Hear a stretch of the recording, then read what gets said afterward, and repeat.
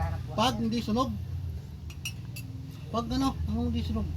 Mas maganda meron akong maghanap buhay kasi meron ko lang pera. Ay ibig mo sabihin grupo-grupo kayo? Oo.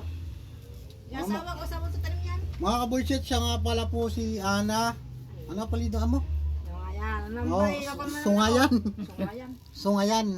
Nangayan. Sungayan. Sana po ay tulungan po natin siya. Siya po ay nagtanim lang ng sibuyas mga kaboyset. Kasi sa ngayon wala po kaming budget. Pag wala po siyang tanim na sibuyas, wala po siyang mapa. Pagkain po. Taral pa.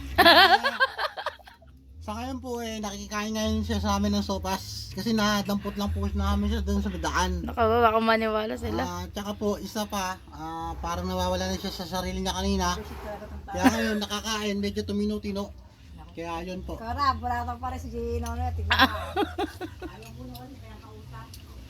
Punta ka na Butcho mamaya, tangik, isama mo si Jopay. Kay Butcho, mga Naku, gusto mo lang ako muna naman makita. Kanina ko, tangik ka. Hindi ko kami bahay masyado yun.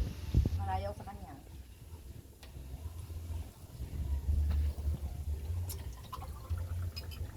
Ano sabi nga pala ni mama?